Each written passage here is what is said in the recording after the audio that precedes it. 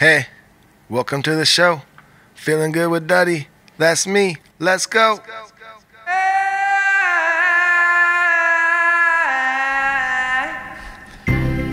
Oh, hello. We are back. Episode 57 of Feeling Good with Duddy. We're in the bunker. We have some friends with us today. We've got an amazing show. We've got the boys from Long Beach Dub Allstars. We've got all your favorite segments coming up. Let's just get right to it. Here's the man, Duddy B. What's happening? That's right. We are back with another episode of Feeling Good with Duddy.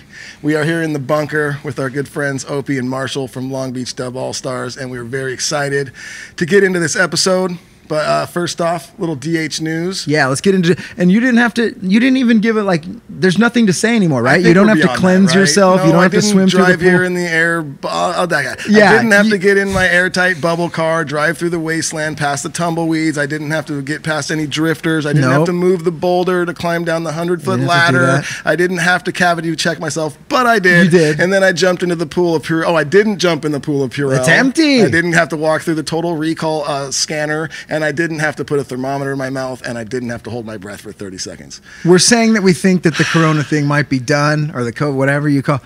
I think we've moved on. We just showed up to the bunker like it was any other day, and you're right, here we are. It is a Dirty Heads week, so you guys are going to be doing your third live stream, Phantoms of Summer. So you guys are going to be busy this week. Busy week, pretty much today doing the podcast thing here, and then every other day this week we'll be here with the Dirty Heads, rehearsing and getting ready for Friday. We're super excited about it. Yeah, the last two we've done have been a lot of fun, and the fans have seemed to really enjoy it. So we are stoked on this third one, and we've got a couple surprises on this one too. So and what I love is Dirty Days, right? You're going to do another Dirty Days leading up to this week. Yeah, or you already have. What's going on? We've already recorded it, and I believe actually when you're listening to this episode, it'll already be out. So yeah, we'll have another episode of Dirty Days leading up to Friday's Phantom of Summer. Yeah. Bam. But let's just get right into it because, the guys we got with us here today have been in this scene since the culmination of this whole thing in our whole area. Basically, this whole reggae rock scene really was birthed with these dudes. Yes, we have Opie Ortiz, we have Marshall Goodman they played with Sublime. They're in Long Beach Dub Allstars. Everybody knows them. Welcome to the show, dudes. What's up? Yeah. What's up? Thank you for having us. Yes. For sure. Welcome down into the bunker. You guys didn't have to swim. We were making people swim through Purell, over the last couple weeks or months to get in here. The whole COVID thing. Can't take any chances. You really can't. I was missing that because I'm a very insecure person, and any security will help me. And I was looking forward to the Purell. We actually shook hands. I was extremely nervous about that, but I got past it. You don't have any hand sanitizer here. I don't know what I'm doing. I'm kind of nervous, so I got this beer. Everything is cool now. Oh, man, we can actually hook you up with some. I know, we kind of felt weird about that. We haven't had guests a lot lately just because of what's going on, but we're like, we're just going to have these dudes come in. I mean, whatever, and we did. We shook hands. It was the first time that I was like, that was the first time, honestly, that we had guests since all this, that I just walked up and was like. And shook their hand. Huh? And it did feel weird. You helped me get over that hurdle, and that's what I want to say is honestly, this whole experience has been great. I was nervous coming in, but you guys have me feeling confident that I can move out and actually engage with people again. So I'm glad to be here. I love it. Thank you. Marshall's been just held up, dude, just making music probably, which is a good thing. But well, speaking of making music, I've been sitting home and eating actually. Dude, can't tell. With you. Like everybody for sure. I've been sitting home pretending I'm a bartender.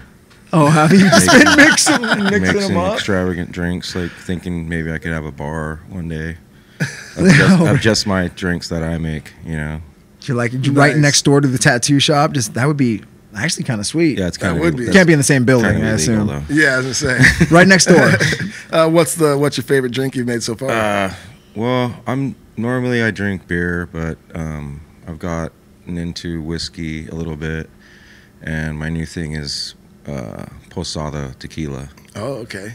So I've been making like margaritas with agave and handshaking and so. Nice.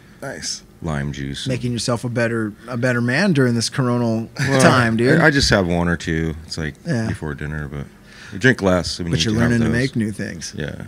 Hell yeah. Yeah, my drink of choice is Bud Light. And when I feel like switching it up and getting a little sexy, I put it in a cup. Whoa. Damn. So I'm a Coors Light guy. What's that mean? I don't know if we should be sitting next to That's each other. kind of weird, right? Yeah, aren't we Right supposed next to be each other, enemies? too. Yeah. Isn't there some type of big rivalry? I'm But supposed to make fun of that little blue thing that happens on the can? And I mean, whatnot? you can't make fun of it because it's awesome. But Yeah, look, he I knows that think his what beer's we're- ready. Well, Duddy we used, to, does. Okay, we used to have a yeah, thing. yeah, we I'll called give it that the to you. shelf, and it's like when it's summertime and it's hot, it really doesn't matter what kind of beer it is. It's if it's in a big schooner has ice all melted Yeah. around Oh, yeah, it yeah. and all that, and I mean, Yeah. I drank like some Bud Lights one time, and my wife was like, "What's wrong? What are you doing? You okay?" And I showed her the schooner, and it had like a shelf of ice on top. She's like, "It's great." And I'm like, "Look at this. This is great." I mean, look at. I like Coors Light, but if you hand me an ice cold Bud Light, I'm gonna drink the fuck out of it. Yeah. I'm with you. I was gonna say the only reason I grab Bud Light is because the silver gets lost in all the other beers. The blue sticks out, so you just grab what's in front of you. And honestly, for me, I'm a budget guy, so whatever's cheapest. And talk to Coors Light about coming below Bud Light, and I'll buy it more. Damn. All right. Damn, So or get a more vibrant packaging at the very I mean, least. do you think that's why Yeah. they added the mountains getting blue? They knew. They knew. They're like, we Very gotta smart spice it marketing up. for them. They Yeah. need to make it like yellow and red. Something, yeah. Something. It's time. Yeah, but then you can't call it the silver bullet. Yeah, that's true. I mean, look at your guys' beer. I mean, this is wonderful, and it tastes great, by the way. You guys, Oh, I may have gotten thank the you. last one, and I'm very excited to drink this beer. But yeah, look at it. It's all Marshall's got the colorful and- vacation beer, the Dirty Heads beer from Four Sons Brewery. That's right. There was one left in the fridge, and he got it. That's all right. Yeah, we they got more. Four Sons. Duddy and Opie on Four the Sons Coors. is not far from the bunker, and they are more than willing to reload our fridge. Oh, yeah, they're Whenever good. we ask. The beer I grabbed out of the fridge, it was the only one left. It looks like the beer that you'll see like on Simpsons when it just says beer. Beer. This says daily drinking beer. I like that. It's like, I like that too. It's so The DDB. simple. Yeah. Harkens back to a simpler time. Look at that. We Just won't even mention what I'm drinking over here. pull up to the Yeah, bar. I I'll heard have he's a on the beer. Duddy team. Oh, Yeah, it's 2 against 1. Let's be honest. It is. Well, I like the regular banquet. Ooh, Just the regular banquets. Coors. Yeah, that's my go-to when I'm fishing. Give me that It's like, banquet beer. and plus if you get it in the bottle, it's like extra extravagant. Yeah. Super banquet. Yeah, it's when you're trying to be Dude. classy. Those are the cans that you always find when you're at a lake or river somewhere, and you're just kind of hanging out, and then a Coors Light can comes rolling past you, right? Someone Banquet. fell asleep Dude. floating down the river. You don't really ever Yeah. see a You want Bud to hear a Light, funny so- story? Yeah, Can I that's throw in a true. funny story real quick? Please. Oh, hell yeah. So we Welcome on the pull show. up to the Reggae on the River this last summer tour, and we're all stoked, and we pull up, and we're with the Agrolites, and we're just kind of just touring, and we're at this beautiful spot. We knew we were going to be able to go in the river and go swimming and everything. We had been kind of getting it, like we're having fun, and I remember it was me, Moyes from Tomorrow's Bad Seeds, and Ed, our bass player, and I think our merch guy, and we're like, oh, let's go down there, let's go down to the water. So I remember I grabbed a couple beers and a joint, spliff or whatever, go down there. And I remember Ed was like, kind of like, sorry, Ed, I have to expose you. Ed was like, man, I'm not feeling good. I'm just gonna keep it mellow, right? So we're like, okay, cool, no worries. This water's gonna make you feel great, ice cold water down the river. And so he goes up a little bit ahead of me, and he's like doing his thing, and we're trying to float on these raw joints, those big old blow up raw joints Oh, that yeah, we yeah. like the hugest one. We're trying to float on it, and it just wasn't working. Just rolling off. Shout out to Raw. But so Ed's up there floating in the river, and he's just contemplating how he's gonna chill, and all of a sudden a beer smacks him in the head floating down the I river, remember that. Yeah. and it goes, no, you won't be keeping it chill, because I'm an ice cold beer and you got to drink me. So it was just Like like, an What was it? unopened? Just Unopened, someone just What hit him kind in the of beer head. was it? Oh, man. That's what made me think about what I said. What kind of beer was it? Yeah. It was a Coors. And it was just a rando floaty beer. Yeah. He's like, I'm not going to Someone drink dropped today. it, like up the river. Oh, And the funny thing was, he was saying he was going to keep it chill, and then God was like, no, you're not. You're That going was to a Yeah. jam today. That should be a beer commercial. Yeah. Someone's at the lake, just I don't know what I'm interested in. Class. All right, Yeah. boom. let's just throw dude. Let's get the party we're going. gonna throw it That- out here. We're gonna that make that may a be- rule. If you're standing in a river and a random ice cold beer hits you, Yeah. unopened, floating Yeah, down, simply you must. have to drink that. You have to. That may be a sentiment of like a Coors link with some divine thing. Like I'm just thinking about this, and I give credit. Oh, he's to putting Coors. his own conspiracy There's theory something together over going here. there. Well, There's me and Ed something were there. like, There's me and something Ed there. were like, we kind of like stopped, and I was like, he's like, look at it, it looks old. Right. It looks old. I'm like, Remember, how long's it been traveling? Drink it. check out Ed's Instagram. He probably I know he took a Give, picture. give, and sent give it the to us. Instagram handle. Put him on full give blast. him a look. It'll probably be Yeah, up it'll there. probably be I in think there. he took a picture of that. We'll post Do you know? that. Yeah, we'll post that tag handle. Ed down below. Big up, Ed. Big up, Ed. And Ed drank the beer, right? Just to fucking let's seal the deal on that. He drank. Yeah, he did. Of yeah. course. Something tells me after he drank the beer, he probably felt much better. Oh, guaranteed. Well, dude, let's talk about you guys. So you're back. You have a new album out. What's going on? Tell us what's up with Long Beach Dub Allstars, and then we'll get back into kind of the history and everything. But firstly, what's immediately up with you guys? We're really stoked to, have some music for everyone to listen to, something that we put, our hearts and soul into. And it wasn't it wasn't any kind of vendetta or anything like that. It was just to make some art and to be like, hey, we're back, like we want people to hear our songs, It was like breath of fresh air for us to get in the studio, do this, and make something happen. And we were just kind of working really hard, like we have kids, we have all this other stuff going on, jobs and everything, but we worked really hard to just nail it and try to get it done as quick as we could. And we're pretty stoked on it. I'm very stoked on it. It's like some of the songs I hold dear to my heart, and some of them are just great, vibe songs, I feel. They're all perfect summer songs. They have the Long Beach feeling, and that there's like the horns, like the saxophone and stuff, which was kind of unique to you guys. It was pretty unique to you guys with using it that much in reggae with your first two albums with the Long Beach Dub. And then how good does it feel to have a band again?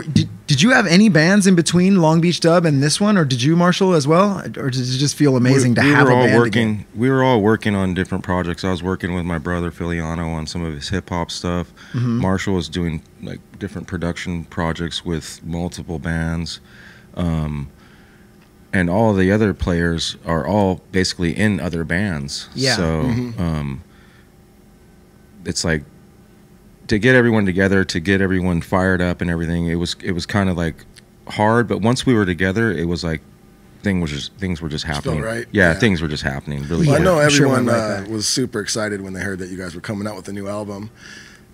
Just online when I was just seeing what people were saying, and everyone was super excited about it as well as I was. And I've got to listen to the whole thing, and I think it's awesome. It definitely gives me that Long Beach vibe that you guys have always had. And if you do pick up the album, if you want to listen, they have their single "Youth" is an amazing track, but I think my personal favorite on it is a song called "Easy," and it's featuring a guy, Tippa Lee. Yeah, it's a great track, man. You guys got to check out the album. And it is self-titled, right? Yeah, self-titled. Self-titled Long Beach Dub Allstars. Yeah. Yeah, I think the last Long Beach Dub Allstars to this, there were a few projects. There was Dubcat. We actually came back under the moniker LBDA, not Long Beach Dub Allstars, but LBDA. That's what we were booked as. And Miguel was involved with that. We had a similar lineup to now. And then that kind of disbanded. It was like a little project thing that we did, smaller venues. And then Kevin Zinger approached us to play a side stage at the Blazing Glory Festival to celebrate the 25th anniversary of his company, SRH. And he called me up and he's like, would you be down to put the band back together? I was like, what band? He's like, the Long Beach Dub Allstars. And I was like, you know what? That's a good idea. So we decided to use the name spelled out. And I said, if we're going to do this, we got to go big. And what I want to do is get Opie and Eric involved, because us three went to junior high school together. And, bring these guys back in. We started with them. I want to work with them again now. So that was the condition. It was met. Kevin actually reached out to Cheese, and Cheese said, Eric's cool, he wants to do it. So we started going forward. But then there was a scheduling conflict. Kevin let us know that Cheese let him know that Eric was booked for Japan or something for the Blazing Glory Festival. So Eric was out, so we brought Ed back in, and he was part of LBDA and all that. So that was it. I mean, that was the culmination of the new rendition of the Long Beach Dub Allstars. And so we're glad Kevin Zinger called you guys then, huh? Because Exactly. they put the band back. He was the catalyst. And then we just decided to use, in LBDA, we were doing some recordings. We got in the studio. We were playing around with things, just kind of staying active as musicians. And so we used a lot of those ideas. We had a lot of tracks from Aaron Owens on guitar. Him and Michael used to do sessions together. So Michael is the quintessential like cataloger. He'll have people just come in and play stuff. He took a bunch of my beats. He, you know, just a lot of he just takes stuff and has it. So he had Aaron Owens tell come everyone in. who Michael is too, real quick. Just catch up the listeners. Oh, Miguel. So Miguel, Miguel was part of Habel, Sublime. who's been around Michael part of Habel, Sublime. part of the Sublime camp early back in the days. He actually came out here to go to school, Dominguez Hills, engineering, and then he was in the Ziggins. Yep. And then was familiar with Sublime and actually got close to Brad because he saw a gift and they started working together. He recorded Ja Won't Pay the Bills as a project during his Dominguez Hills major school time. And that's when I went in, not a member of Sublime at the time, and just kind of jammed because they had extra time, and we made Live at Ease right there. That was where Live at Ease came from. It was all created right there on the spot during those sessions where Michael was going to Dominguez Hills. So that's Miguel. Yeah. So Miguel has all this stuff cataloged, all this stuff. He had Aaron come in and play a bunch of guitar lines.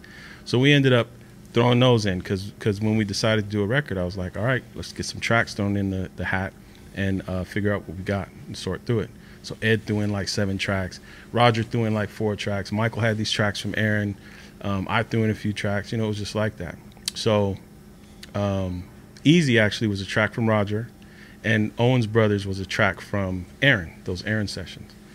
And so all these different members, all these things going on, we decided to just hunker down and do a record. You know, let's figure it out. So that, I mean, it's crazy. Not often do you have a band where actually multiple, like 4 or 5 different people are offering up the songs. Yeah. And then you kind of just pick from there which ones gel or whatever, which ones make the cut. Well, that was going on in the Sublime days because Doing Time, a lot of different songs were just submissions from me, and I gave a whole bunch of tracks to Brad, and he was just going through them, and that's where Doing Time came from. We actually brought a lot of those tracks back. Opie asked for them. You remember that, Opie? Yeah. And you were hanging out with Miguel. Yeah, where are those? And a lot of those tracks that I submitted to Brad for the self-titled record, we brought back to see if we can get anything going. And they recorded, it might be on somebody's Instagram, or you and Michael recorded a video listening to the tracks, and Opie was freestyling. It was great stuff. What I was doing was I had written something to a track, I think it was called 90s Jive. Yep. And I just named these tracks. It's an old track he did. It was in the I think You're like, it sounds like there's 90s a 4 Jive. there was a 4 tape that he gave to Brad, and on that beat tape was a couple track, a Yusef Lateef track, I think, the 90s Jive, the Summertime one, and another one. And you know why it was called 90s Jive? It's actually called Jive 90. Yeah. And the song in the title of the song that I sampled it from was Jive. So somewhere in the song title was Jive. Oh, okay. And then the tempo was 90. That's why it was called Jive 90. There you so go. that's the track that I was listening love to. Finding out. Sorry to cut you off, but I always love finding out why songs are named what they are. And they're never what you think. No. The crazy part is that me, Brad, Miguel, and I think my homie Jameson and my little brother might have been there, but we were all like, they came to get me one day. They were like, hey, come on, they were all amped. They were like, hey, come on, let's go, you know, we're going to go to the studio. And I'm like, what? Okay, so we went.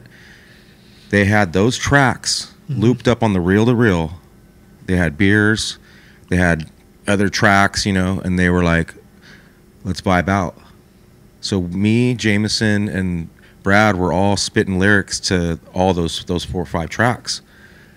And I don't know if that's when, you know, they came up with the cadence or whatever he was doing. But on that 90s Jive, Miguel has all the tracks.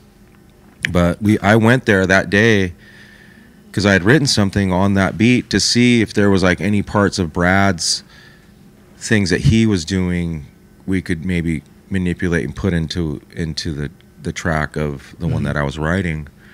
And we listened for a minute, and Brad was just kind of like warming up. Yeah. He was doing like this Wesley Willis thing. He was like, Getting all weird. he was like, bump my head, say rah.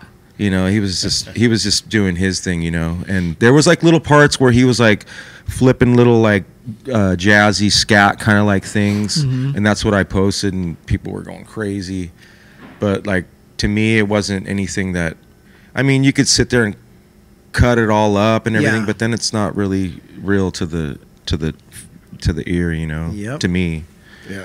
So that's what I was love I was to over think there. about that though, that you guys get to. There's probably so many just old Bradley tracks that are laying around of him just whatever Yeah. making sounds that Yeah. nobody will ever hear, but you guys get to sift through them sometimes and Well, find Miguel, melodies. the cataloger, Miguel's got all everything, doesn't he? kinds of stuff, man. I have some stuff too, some Yeah. outtakes and whatnot. Some of it was featured on Toko Tossi's album. Toko Tossi did a song. I can't remember the name. It's on the Spiritual Life album, and there's a sample of Brad on there. Tossi was great. When Yeah. I was a kid, I would my band Surround Sound. We would be recording at Miguel's house, and Tossi would always come through. I was young. I was scared to shit of him because he would just fucking intimidate the hell out of me, and He was then he'd all always love, be man. He could joking. mad dog fucking Oh, harder he than would mad anyone. dog, He'd be like, and then he would make me feel so great. Oh, the he was next so minute cool. when he knew that he Exactly. could fuck Yeah. with me, so I'd be like, "Oh, Tossi." Yeah, he'd come into 17th Street when Great we were guy. recording a bunch when I was over there with Lou at 17th Street. And yeah, dude, he just had such a rad voice. His sweet voice. Rise and Yeah. Shine. He did a song with my brother, Rise and Shine, and then he did his last album is actually I regretted that I didn't listen to it before because I was actually writing all this material and I didn't want to clog my. I was like just on this thing where I was just like, Yeah. you know, Yeah. blinders on, like just in my listening to these tracks, and I felt like if I listened to anything, it was gonna, you know. But after he had passed, man, I couldn't stop listening to that album and then the Spiritual Life album because I had actually helped with the album art and stuff like that, and I was actually there when they were doing some of the work. But yeah, man, his talent was just so like he was so like not the normal like patterns of singing, and he was just so different, you know. Yeah, and then these are a lot of like, you know, Duddy and I grew up in Huntington Beach, which is right next to Long Beach, and we completely loved Sublime, you know. So we were the young kids coming up in the scene, and we were surrounded with this. And these are all like local Long Beach artists, Toko Tossi, and obviously you guys know Sublime, you know, Long Beach Dub Allstars, but. That's why I love this conversation. And I know we're all just talking like we're friends. Some of our listeners might not know. Most of our listeners are Dirty Head fans, so they probably know what's up with Long Beach sound, I'm sure. But it's kind of rad to reminisce on this super micro community, which is like Long Beach and Orange, you know, County, like fucking reggae scene with all these like little legends that we all know, like Tossi. And, you know, you mentioned the Ziggins and even Miguel. It's like, we all know Miguel. Miguel was there for the first recordings of Sublime, and he's still in the scene now. But so I hope everyone who's listening, if you don't know the names that we're like throwing out, these are the people that have been behind the scenes in all your favorite reggae rock music since what? I don't know, what? Mid-90s, early 90s? When? Mid-90s and all the way up till mid-90s, right yeah. now. Because Long Yeah. Beach Dub is still releasing shit. Dirty Heads is still releasing stuff. And we all came from what you guys kind of started in Long Beach. Yeah. Yeah, Everyone like did. You're speaking on that Everyone too. came It's from like that. shout out to my little brother Filiano because he's been pushing his music, and you know he's like underground hip hop, and Yep. he's been doing stuff with, you know, he did stuff with Marshall with Good Charlotte, I believe. They did I some brought him work. in on that track. He's done work with multiple different people. Did a and remix for Good Charlotte. I've been hearing. Yeah, now he's on Filiano this for thing so now where long. he's I used to see him at he's Miguel's, doing his yeah. own thing and working. You know, he's working hard, and we actually. Like you said, you brought up Youth earlier. Youth, it's a crazy thing because Youth Youth the has song a- off your guys' that's new the- album. yeah. That's your guys' Yeah. single it has off the a new it Long has Beach a Dub. crazy way that it came to fruition and all that, because the song was originally written, the structure by Jack, right? So the song structure was written by Jack. He was busy working. He works this crazy job, and he's like emergency Abatement. and all this Project gnarly manager. like Yeah. like it has to do with like damaged buildings, like, you know, going in and helping people out in their houses and stuff like that, so, and businesses. But he had written this song and it was on the table for It's called Hold On. We used to play it live. yeah. Yeah. It had like a crazy horn line, and it was way more up tempo, kind of like it seemed to me, and it was like guitar and horn line driven, and I thought it was going to be a great song. So here I am trying to finish up all the stuff that I had written and everything, and then we were like there, I think the last day of like recording, and Jack was like, I'm not feeling it. you know, and we're just kind of like, what, you know, like we weren't mad or anything. We were just like, oh, okay, you know, like. But then Cameron Webb, Like, who were we recording really like this song. he was just like, well, you got your homework, you know. He's like telling me, Devin, and Ed. And he kind of really took me to the side and he was like, you know, listen to this track, come back tomorrow and finish it. Mm-hmm. And I'm just going like, you know, in my mind, I'm just going like, yeah, right. Yeah. Like, that's not something I do, you know, like, but then, I don't know, I kind of just let it be, went home. And then the next morning I'm driving there, playing the track. And I remembered, you know, I was talking about my brother Filiano. He had this one verse that it stuck with me for years, and it was that chorus from youth. Mm-hmm. And he had like, I had this little V8 recorder thing, like virtual recorder track with like, you could just record onto a CD and all that. So we would do all these recordings on there, and that was one of them. And it just stuck with me like for years. And I was just like, it hit me when I'm driving. I'm perfect. No, I didn't know. I was just like, I'm gonna like just sing it as I'm pulling into the studio, and then I was like, whoa, it fits perfect. Yep. And then I went in and they were like, what do you got? And I was like, I don't know, check it out. It's true. You carry gun. Them live life like it's World War I, and it's true no matter where you're from. Get, you know. And they were just like, that sounds crazy perfect. Like, and then we were just like, and then we just started writing. Like, we made it into a political statement song. Yeah. And but kept the hold on part. Kept part of the original. What Jack had written, because what we had wrote, his part fit in perfectly in the exact context of what we were saying. Right. It all made sense anyway. It made built perfect like sense. A pre-chorus, that Jack's part, they kept the pre-chorus, which was during this chord change, and then going back to the main is where the youth part, where the part that he switched says, what you need is someone to hold on to. Yeah. What you need is someone who cares. You. It's true, the youth carry a gun. Yeah. You know? And that's the, like, perfect. for people that are writing songs too, it's like one of the best places you can be is driving when you're thinking about, you know, there's so many distractions everywhere. Even if you're in the shower can end in 3 minutes or whatever. You got to get out, you know, so that when you're driving, you truly feel like there's no one else on earth, kind of, you know, and if you can somehow manage to have just the music of your song and just let that song play and just drive around, some shit will come to you. And that was perfect. That's I don't what you think were people doing. realize how integral the car is, and when you're recording and stuff like that, you have to take yourself out of the studio to go into the car to listen to the CD or the tape, the mix or whatever. Car check. These guys would always do that. Knows the car check. Yeah, anyone who's recorded you, and for people who don't that are listening, you know, you listen in the studio. Usually, they have really nice speakers. Most studios will have kind of a range of speakers that they can click with a button and you know, access, and they'll have like kind of shitty house speakers, medium speakers, and then brilliant, perfect mixing speakers, because you want to make sure your music sounds good on all speakers.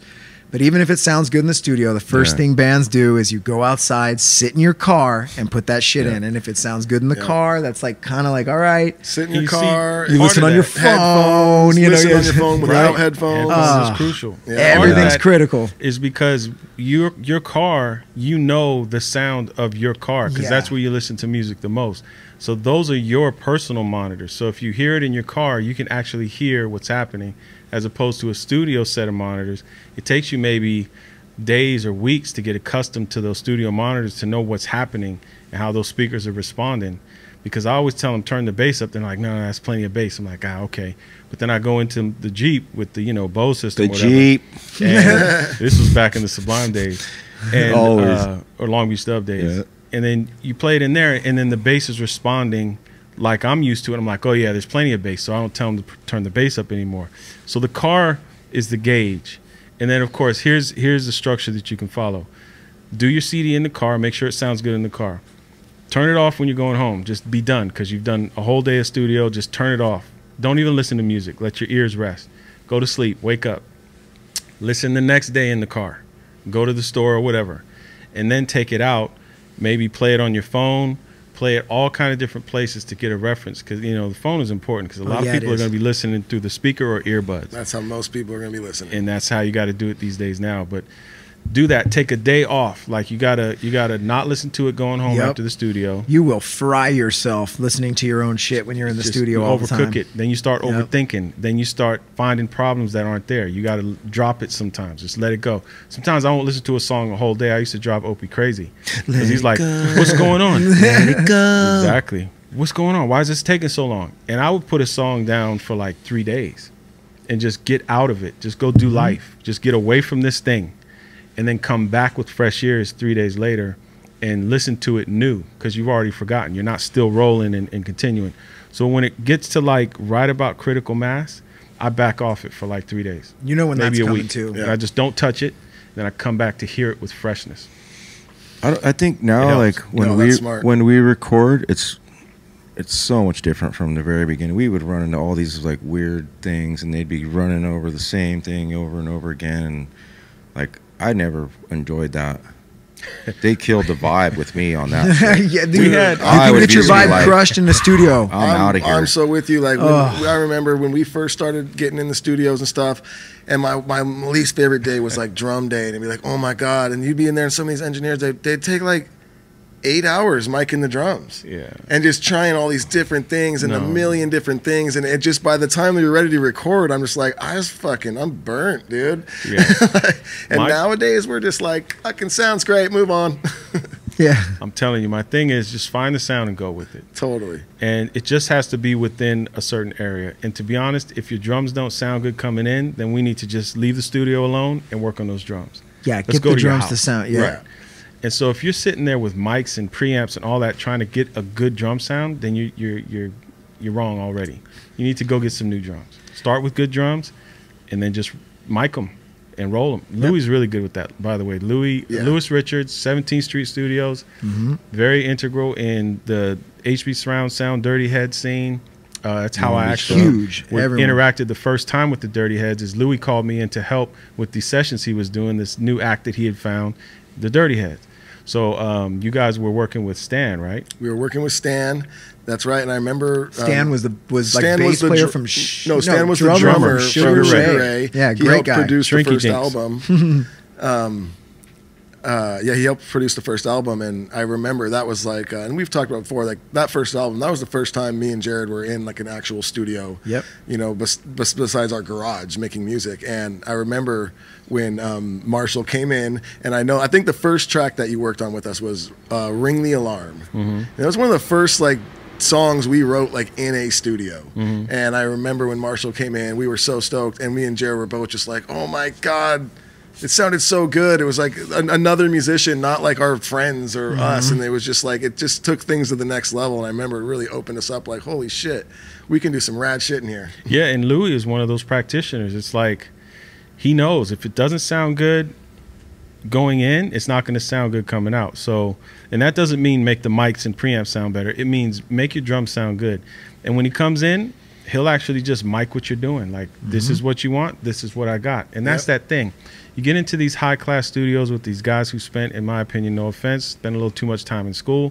They're going to sit there trying to tweak buttons. And this is an instrument we're doing here. This isn't buttons. So the 8-hour session, exhausting your musicians, that's something that's important with being a producer. And like Opie was saying, this time around, we did things a little different. We practiced outside. That's been the theory most of the time with Long Beach Dub, but you know, we fell into some bad habits. But practice before you go in. Get the songs pretty much done before you go in. And then just go in and track one day. And pretty much one day we were done with all the instrumentation, right? That's awesome. Yep. Spent 2 or 3 days on vocals. That was it. We're done. Roll in, prepared, knock it out. You said something funny that reminded me of something that Miguel Habel, because Miguel recorded an HB surround sound album with us. Our last album we did, Mad World. And sorry, that's not our last album. One of our albums, Mad World, that we did. Miguel, recorded the whole thing, and I'll never fucking forget, because Miguel follows that same theory of, hey, let's get the drums sounding good, mic them up, and then we'll figure it out from there. So all that was great. We'd recorded the album. We were in the mastering phase. So we're in this room, and the mastering guy is like playing our music, and he's switching all these knobs, and I'm just going with the flow. But Miguel just kept telling the guys, hey, you're like squeezing the bass, like you don't need to do that. He's like kind of getting up in this mastering guy's guts, and me and the boys are sitting there like, oh my God, this is amazing. And then Miguel says the funniest shit I've ever heard. I laughed so fucking hard. I had to leave the room because I felt like I was being rude laughing this hard at this mastering guy I'd never met. And I remember I go, Miguel, I'm all chill out a little bit, dude. Like, you're yelling at the mastering guy. And he just goes, he's all, fuck that, dude. We got Bobby Knobs over here. Can't stop turning. I went, oh! He called him Bobby Knobs. And I fell off the fucking chair and said, all right, do whatever you want, Miguel. And I walked good out. At that. Oh, He's my really God. good at setting a tone in a session. Oh, dude, he got in this guy's guts. And it was hilarious. And called him Bobby Knobs. You couldn't get Bernie? What's that? Big bass? Bernie Grudman, yeah. Oh, yeah, we've used Big Bass, Bernie. I think he's... Brian Bass Gardner Brian, yeah. works at Bernie Grudman. Oh, okay. Yeah. Oh, Yeah. okay. Dude, I don't know. No, this was like, we used the mastering guy that like owned this studio that we We're used. Yeah. It was like a studio in Garden Grove. Yeah. We really just rented out their studio and we had Miguel come in and produce it. It was more of a like, we need a big drum room and shit, and I just rented out a place. Yeah. And then he trashed. And he was right. The guy was just making all these turns and spins, and I'd mastered a few albums at that point. And I'm like, Yeah. all right, I've never seen it done like this, but he called him Bobby Knobs and got in his guts and made him change his ways a little bit. Hey, well. Hey, that's That's how why you you got learn. Miguel Good. in the house. That's how you learn. But let's dude, fuck, we've been just reminiscing. Yeah. Oh wait, so we have questions, Yeah, I was gonna dude. say, We got should a we get conspiracy query. Let's get into some. We have some questions. People have from- questions for you guys. Let's get so another beer. Is there another is beer there in there? more beer? There's Yeah, more can we do beer. that? Yeah, there's the kind I have. What is that? Whatever The you daily have, drinking beer. whatever's left. Whatever's left, you guys are good with. I'm All right, good with. Grab them some brewskis. Thank you. Hoppy Pale Ale?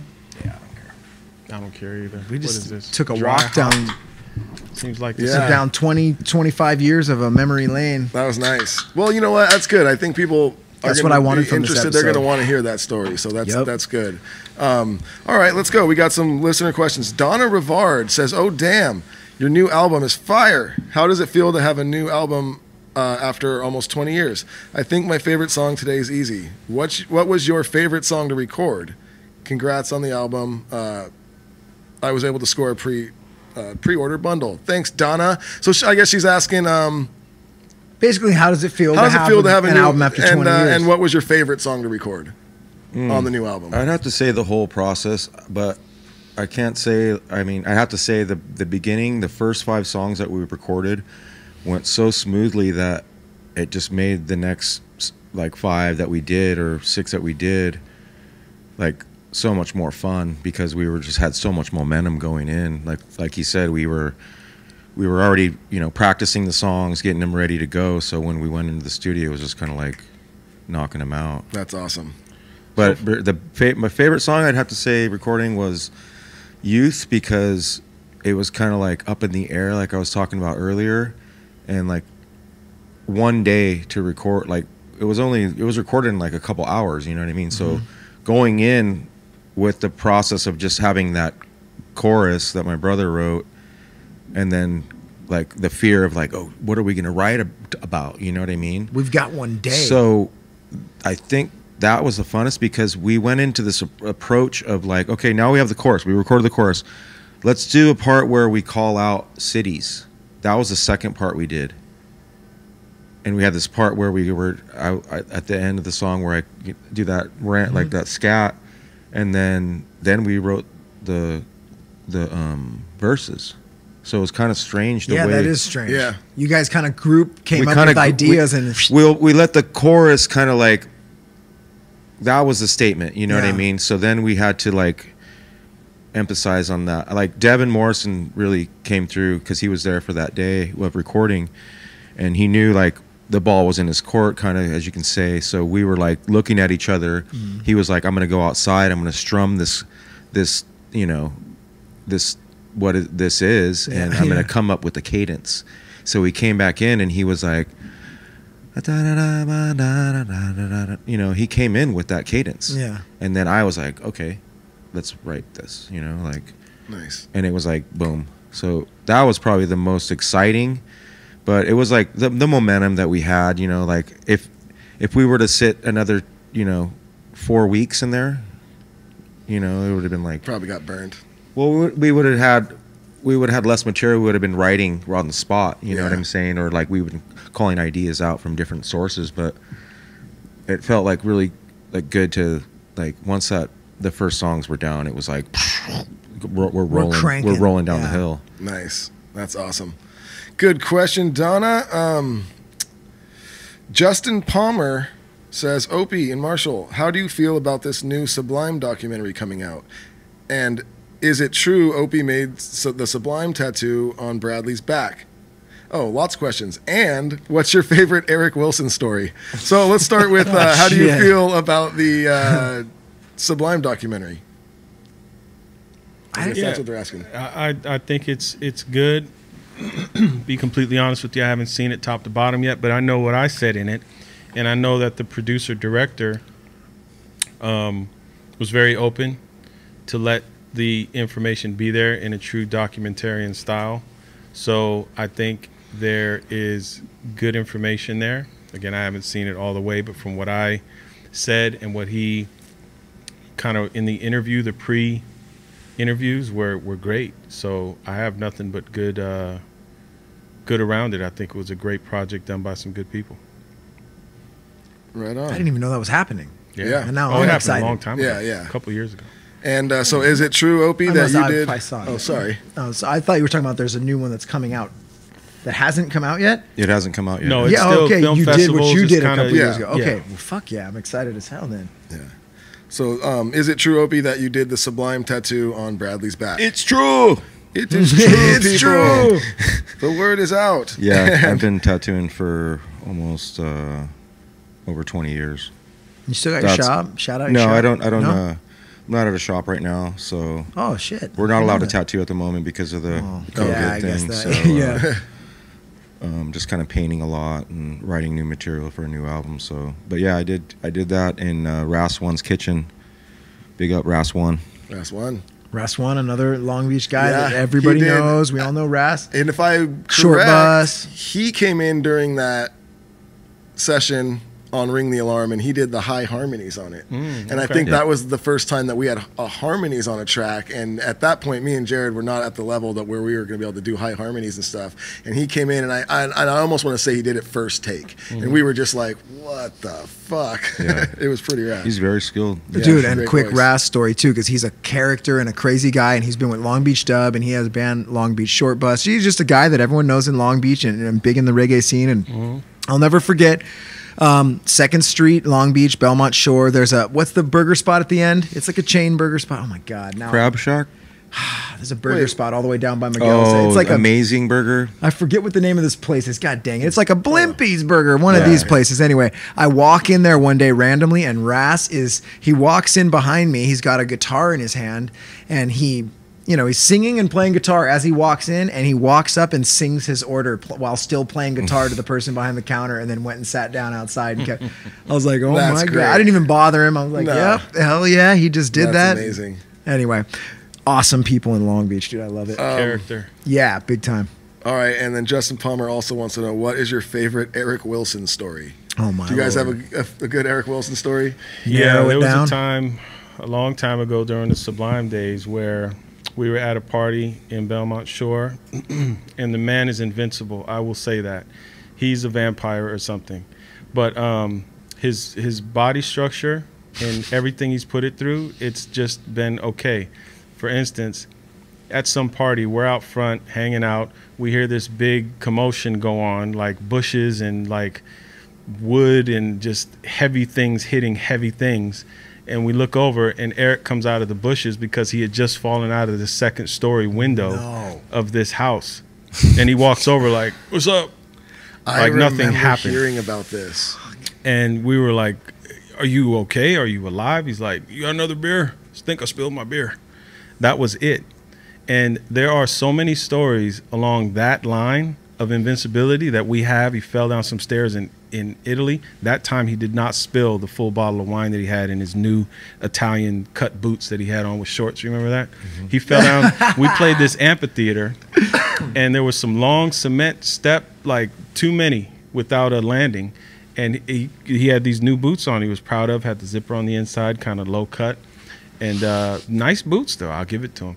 And, you know, very man of fashion. I heard it in your previous shows. He's a guy that's very into fashion, has always been. So he's walking down these steps and lost his footing and just tumbled. Bloop, bloop, bloop, bloop, bloop, bloop, bloop. Huge man. And, just such a big boy. Big boy. And just came up and, okay, didn't spill any of this wine. I think just kept moving. the wine bottle was like this the whole time, though. As He it purposely followed. kept it. And the sound guy was sitting there, like he looked like El Duce. Remember that guy? Yeah. He looked like a little El Duce from the Mentors, and he saw Eric fall, and he was like this. And then he was like amazed that Eric didn't spill his wine. Eric got up and went onto the stage and started shredding. We got to cut it up because I don't know, we've got at least 5 or 6 Eric Wilson stories now throughout all of our episodes, just organically from other people. We've gotten 3 more, or 2 more right there. Yeah. Oh, I got a great one. And eventually, I got a great one. Oh, fucking throw it. So that time when we were in Europe, we were touring with Primus. Okay, so I'm getting into like I was rapping with Les, and he was like telling me these stories. Like he used to do sound in San Francisco, and he's got all these board tapes of all these badass reggae people. He was saying he has like some board tapes of like Eka Mouse when he first came out, Mikey Dread, all these crazy stuff.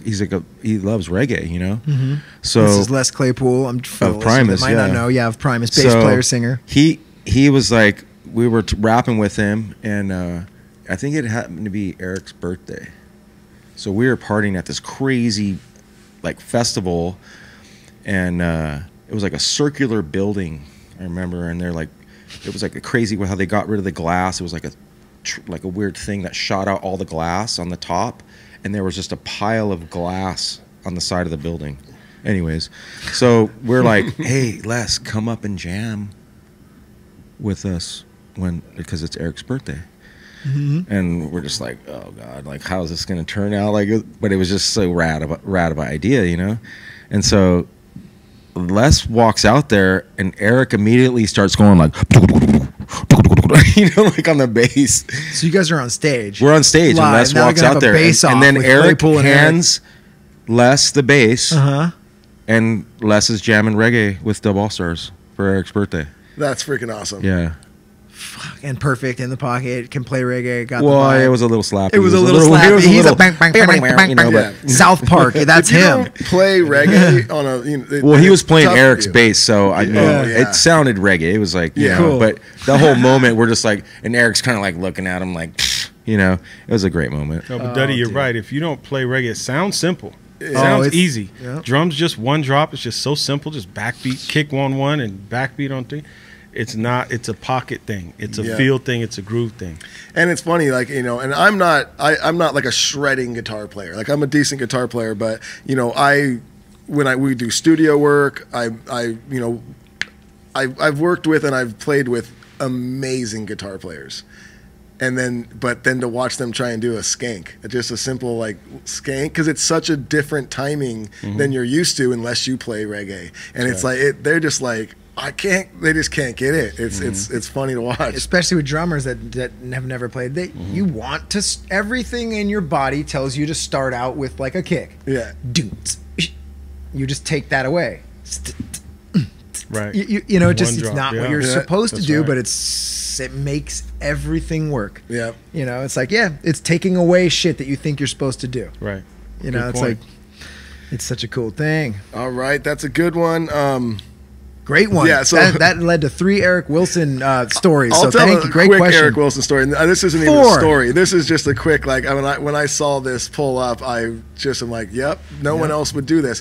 One time I forget where we were at, but Eric pulled up, and what he had just purchased was a old ice cream truck with a cannon on top of it. Have you seen that? I think I saw it at his house when we. It's like an old. It's either like an old mail truck, or I think it's an old ice cream truck, and it's got a fucking cannon on top. Yeah, why not? I think he's got a fascination with cannons. He bought a cannon off. You remember Grizzly Adams? Yeah.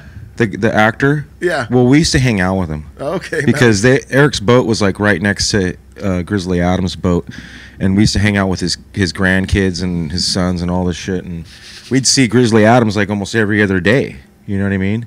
And him and Grizzly were like good buddies, and he sold Eric some like Spanish cannon, and like Eric wanted to fire it, And I was like, no, please don't. He will fire. Oh, it. he wanted to, and I was like looking at I'm it. sure he has. I wanted to make sure it was guaranteed. like a real cannon. You know what I Yeah. mean? And Eric was like, I don't even know if it's real. I'm like, don't. There's do only it, one way to please. find out. Yeah, he was like looking for cannonballs and shit. It's not like a thing. People Lying. selling fake cannons on the black market. Yeah, man, it's real. Well, It's what's used in the Civil the War. fact of the matter is, he bought a cannon from Grizzly Adams. That's pretty rad.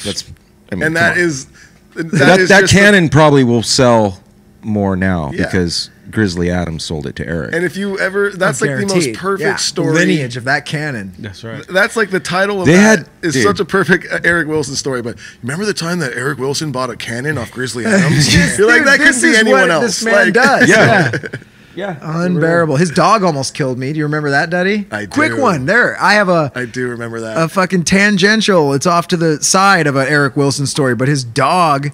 We one time we were on tour. Humongous Rottweiler. by the way. Huge Rottweiler, and he's a great dog. He's my friend. We were on tour with him, and there's one day I'm in backstage in like Milwaukee. It feels like I want to say we were in Milwaukee, and we were backstage, and everyone had left this backstage room except for Duddy, myself, and Eric Wilson's dog. And I'm telling a story to Duddy, and I'm swinging my hands around. I was like acting out Oh, things. yeah, I was they like, don't like Duddy. that.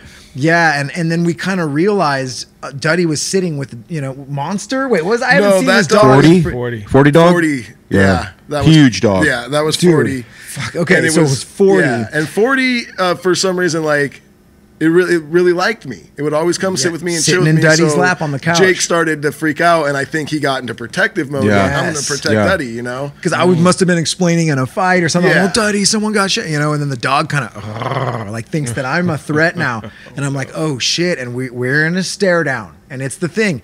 His dog, every muscle was flexed. His legs were like kind of pinned in this position where next move is leap forward and annihilate, and I'm throwing chairs at the floor. I'm slamming chairs Dude, on the floor, and yelling. I'm and trying to at this point, intimidate too, this a little dog. scared because Yeah. yes, the dog likes me and we're chilling, but it's not my dog, so I don't want to like grab it.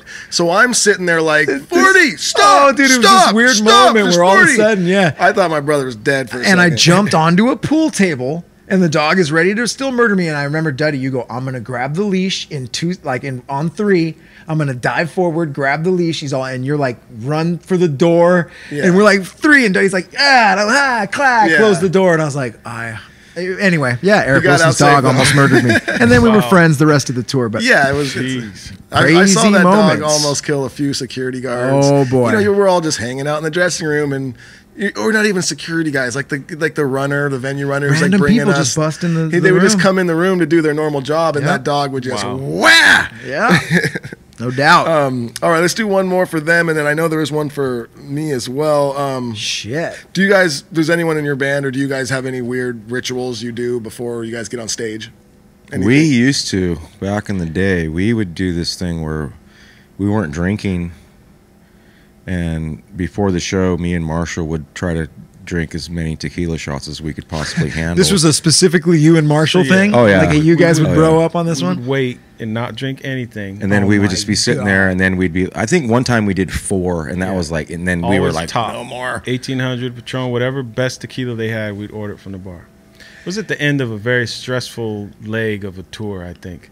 And so lots of guys were getting drunk, playing songs multiple times, no set list. It was like guys think couldn't there was- play because they were too drunk. So we just stopped drinking. There was parts on the set list where it would be like Eric dub, like Just let him play bass and you guys follow along? what? But there was no set list. I mean, That could be anything. What does Yeah, that Eric mean? is unpredictable as fuck. What key are we doing that in? Does Eric know? Yeah.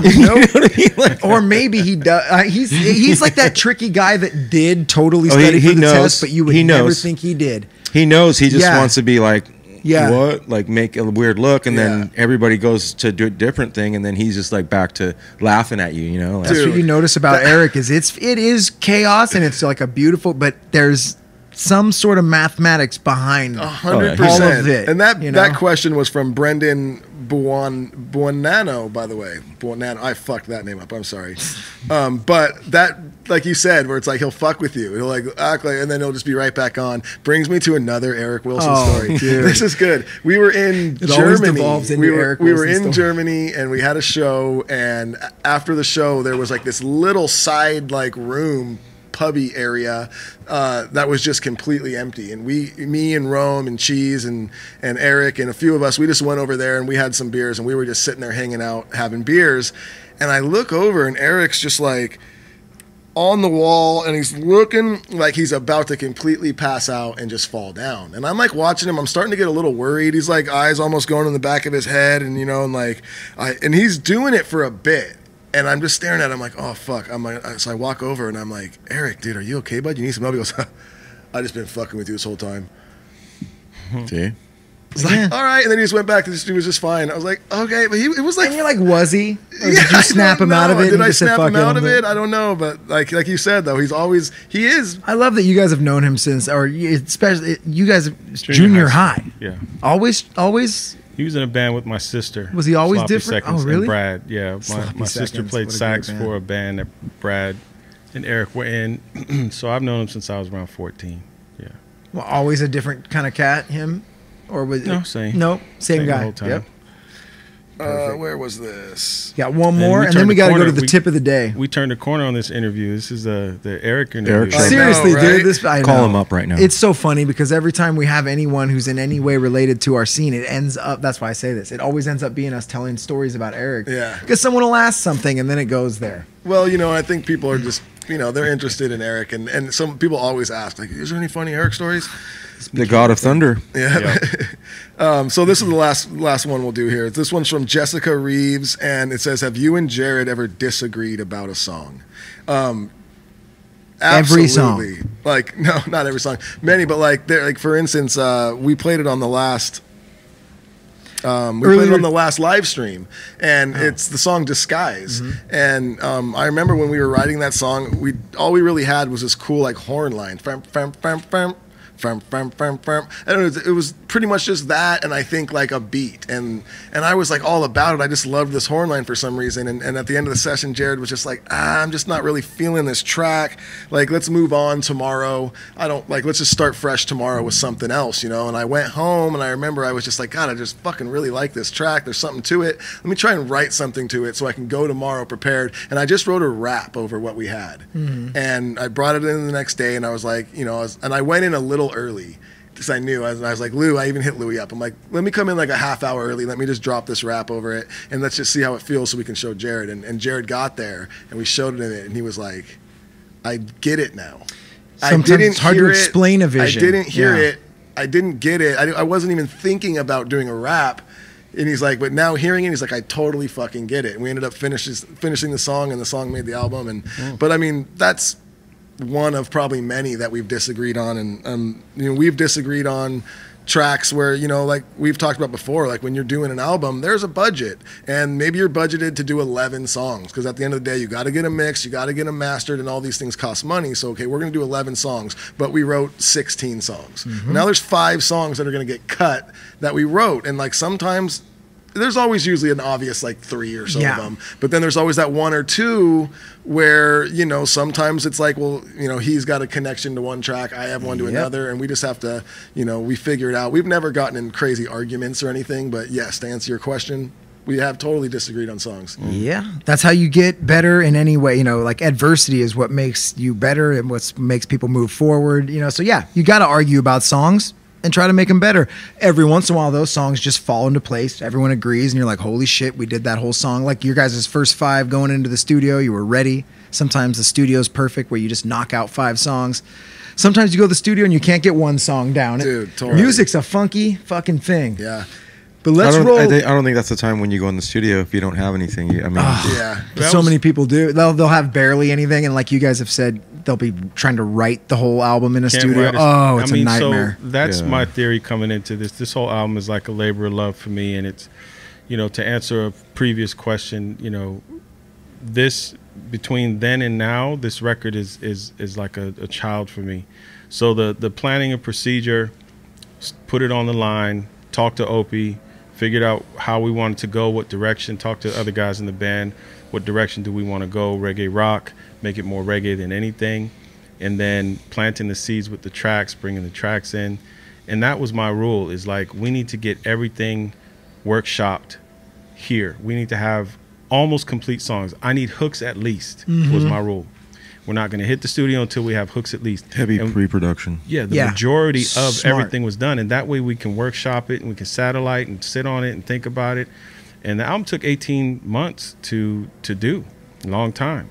And it's because we were just workshopping stuff and getting it done. And there was a gap where writing stopped.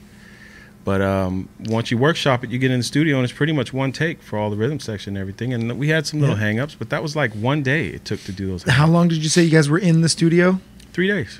And I went back for 2 days to mix, No, for the whole thing, though. Yeah, for At the whole Maple Studio? Yeah, so but the They whole did all the process. pre-production before. Well, So- right. That's what I'm trying to get at is for 18 months writing, getting everything ready. But then how long did you? I think the first one was 2 weeks, wasn't it? In the studio? Yeah. We may have had it blocked out for that amount of time. About 2 weeks? Everyone in the studio Yeah. at the same time was like 2 days, 3 days. And that's so you could have spent if you didn't do all that pre-production, you would have went in the studio. You would have been in the studio for almost 18 months, and that becomes expensive and gnarly and stressful. Everybody knew It's their better parts, to do it so first. it was like basically like cut and dry. Like, okay, you're coming in So when tomorrow. you come in, you just nail You're coming in, parts. blah, blah, blah. That Yeah. was the Dudes job. can get off work if they have to. If they have anything, you can come in, nail your parts, and go back to your life. Some people like writing in the studio. It creates a little pressure, it creates a little animosity, and that's cool. But my idea with this team has always been like, these guys, we should write outside and we should be comfortable when we're writing. Pressure is not good. No, I mean, Jared, for instance, he loves writing his like verses and lyrics and stuff in the studio. And so like if we make the music bed and now it's time to like drop some verses on it or whatever it is, I'm out. I like to go home, write in my car. I like to actually, even like you said, I'll put the song away for the night. I like to wake up. I wake up really early, and that's when like my brain's just firing. And that's when I'll take my dog for a walk with the headphones, right there. And that's when I like to get my lyrics out. But Jared, he'll stay in the studio till 3 a.m, just sitting there, just writing lyrics, you know. And it's like everyone's got their own style, and there's no right or wrong way. It's just whatever works for you, you know. He's Tupac. Yeah, serious. Yeah, I'm more like, let me get out of here. Let me take a break real quick. Can we? Yeah, go ahead. Yeah, absolutely. Wait! You didn't answer my question! There's no time! Holy shit. All right. Memory lane. We strolled down it big time. We'll probably do it again in this episode. But now, let's get to one of our favorite new things that we do. You know what it is. Duddy comes up with something. He believes in it. He tells you it. He made it up. Is this all true, right? That's not true. This is Conspiracy Query, where Duddy B asks you, do you believe in something crazy? Duddy, what do you have for us today? This one's great that I have found on newsinstact.com. I don't know what Yeah, if you can't even make your website pronounceable, that's News on Intact. you. There you go, News .com. Intact. You're in too deep. Yeah. And this is, and Jake, no, these are not things that I believe. Oh, they're these not. are not things I don't believe. These are Oh. not things I came up with. Okay. Well, then These are things that I have just found online or have heard, and I'm just asking, do you believe in these conspiracy queries? All right. What do you got for us today? Okay. UFOs. How's that? Do you believe in conspiracy queries? I love that. Okay. UFOs are time machines. Aliens are humans from the future, according to MIT professor. Now, hear me out. Here we go.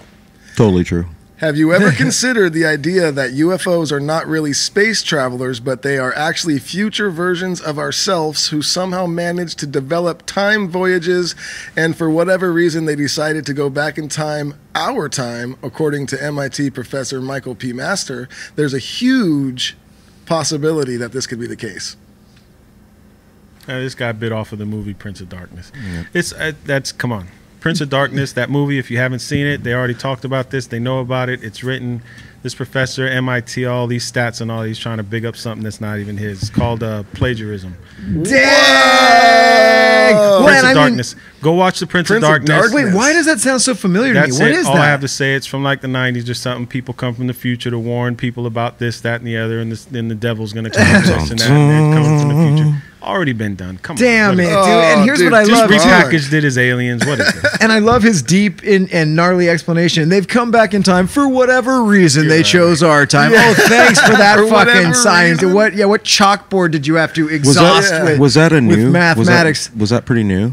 I don't know, dude. We do little to no research on this show. That's like that might have been old. This says published on April 12th, 2020. Oh, okay. Wow. Okay. Wait a dude, Prince of Darkness in the 90s, you say? Yeah, he plagiarized that. So listen, the UFOs are time machines and the aliens are humans is what it said, right? Yeah, exactly. Okay. Yep. Yeah, that's the aliens are humans. They're just future humans coming back in time. I do love this as a movie, though. Is it a good movie? I feel like I've seen it. Doesn't sound too good. No, Prince of Darkness. You watch it sounds today. Interesting to me. You watch it today, it's corny as hell. Yeah. Right? But the themes and the theories behind it are pretty deep. Like all of these biblical and like theoretical stuff with water dripping up in the bottom of this church is a sign of this. And then the other sign, when this thing sees itself in the mirror, this happens, that kind of stuff. Mm-hmm. But it's like They Live, that movie with I fucking love They Live. Right? John Carpenter, Rowdy Piper. Yeah. It's kind of like Gotta put the glasses on. Not as exciting as that though. The music in that is incredible because I think John Carpenter does did all that music. Absolutely, the Halloween and all that. And that's got one of the best movie lines of all time. I've said it in here before. Oh, yeah. I come here to kick ass and chew bubble gum, and I'm all out of bubble gum. Yeah. Come on, everybody. It's just legendary. That is the bomb. That's the line. And you've got the alleyway fight scene that goes on for about 15 minutes, and it's just fucking ridiculous. Damn, I gotta go. I haven't seen that movie.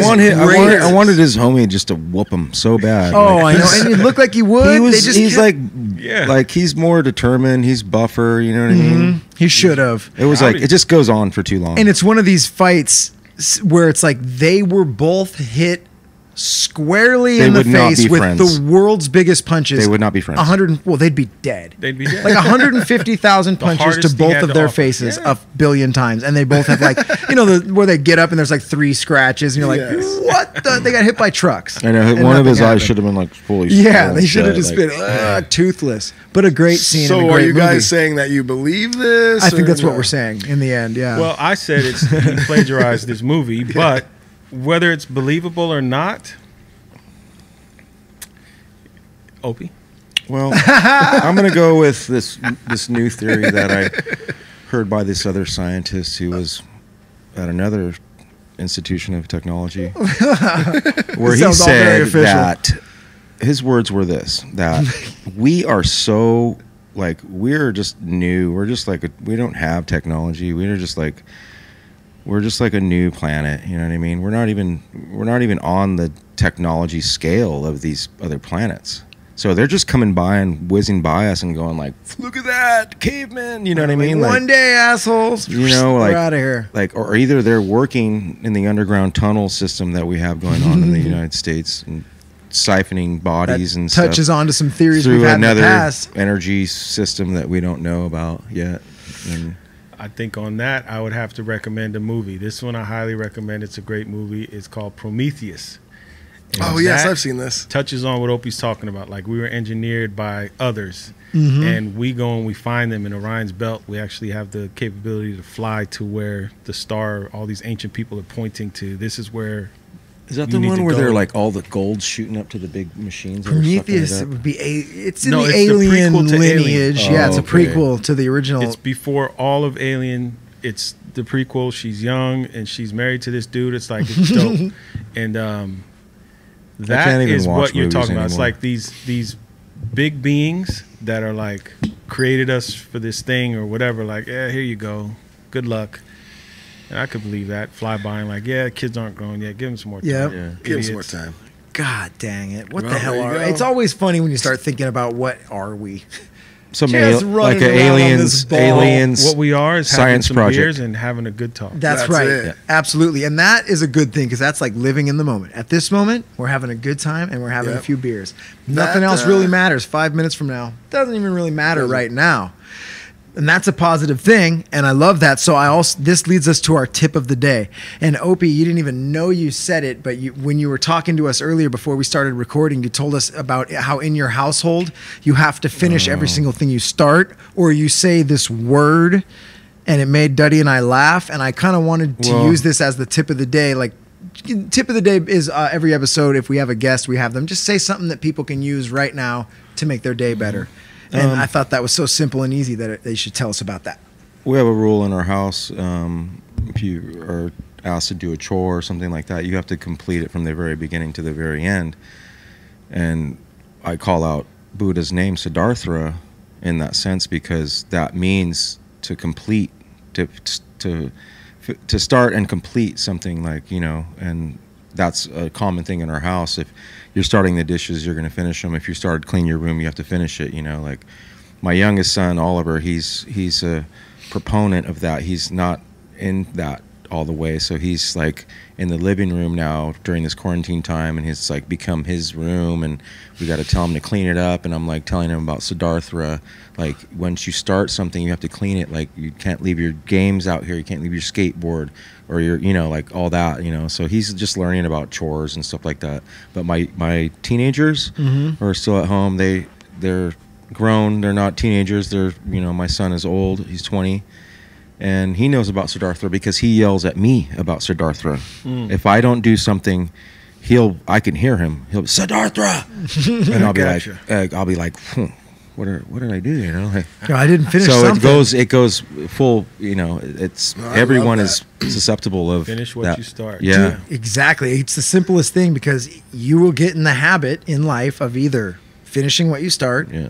Or not finishing anything you start. Like, yeah, if you start the dishes but leave 3 of them. I think that you're just how gonna we become brought that it up person. though was we were talking about songs and like that you don't finish or something like that. And come back to it I had later. mentioned like I've written songs that I can't even start to finish. You know, like unless I just put my Let's use Siddhartha. everything to it. Yeah, Siddhartha. But yeah, there's like, I mean, I mentioned like paintings that have taken me like 5 years, or like when I wrote Make a Name, played it for Cameron, and Cameron Webb was just like, okay, what are you saying?